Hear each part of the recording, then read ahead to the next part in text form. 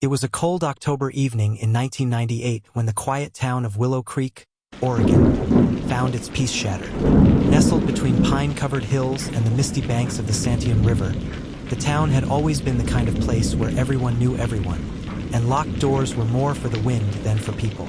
At the heart of it all was Evelyn Carter, a 34-year-old nurse and single mother known for her compassion and calm nature. She lived in a small white house on Maple Lane with her 10-year-old son, Noah. Life was simple until one night changed everything. On the evening of October 14th, Evelyn returned home after a double shift at Willow Creek General. As she entered, she noticed her front door slightly ajar, something she never left that way. Inside, the living room was in chaos. Furniture overturned, drawers emptied, and the faint smell of blood in the air. Upstairs, her neighbor and close friend Daniel Reed, a retired teacher, lay motionless at the top of the stairs. He had been stabbed twice.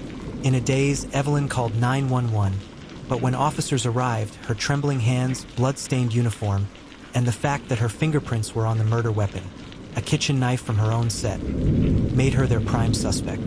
Detective Laura Jensen, a seasoned but skeptical investigator, took the case. From the beginning, there were red flags. The timeline didn't add up. Evelyn claimed she arrived home around 9:20 p.m., but a neighbor swore they saw her car parked in the driveway at 8:30 p.m. Police searched the house and found Daniel's wallet missing, yet no signs of forced entry. In the basement, a bloody towel and a pair of Evelyn's gloves were discovered in a trash bag. The motive, they said, was financial. Daniel had recently updated his will, naming Evelyn as a minor beneficiary. Despite Evelyn's insistence on her innocence, she was arrested. The trial was swift. The prosecution portrayed her as desperate, overworked, and emotionally unstable. In 1999, she was convicted of second-degree murder and sentenced to 25 years to life. But Detective Jensen couldn't shake the feeling that something was off. Years passed. Evelyn maintained her innocence from her prison cell, writing letters to anyone who would listen. Then, in 2008, a cold case review program reopened the file. A new forensic technique, touch DNA analysis, revealed something that the 1990s investigators couldn't. On the knife handle and towel were traces of another person's DNA, male, unknown, not Daniel's. The sample was run through the national database, but no matches appeared. Still, a forgotten piece of evidence resurfaced. A maintenance log showing a repairman had visited the house earlier that same day. His name, Mark Dillard. When police tracked him down, they learned Dillard had left town the week after the murder. His employment records showed a history of thefts and assault, and most chillingly, a warrant for a violent robbery in another state. Detective Jensen finally confronted Dillard in 2009. Under questioning, he denied everything, until DNA from a discarded cigarette confirmed the match.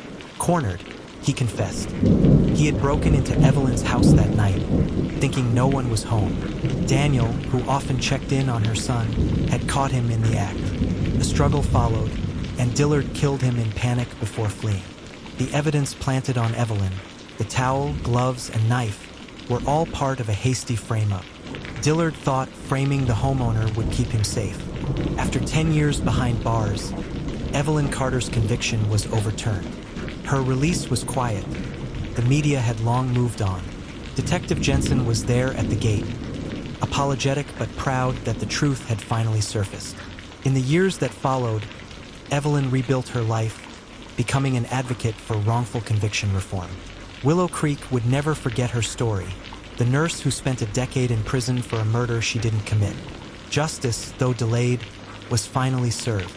Yet, in the corners of the town, some still whispered about the neighbor's watch that was never found, and the footprints by the riverbank that didn't match Dillard's shoes. Because in Willow Creek, some shadows never quite fade and always find their way into the true crime files.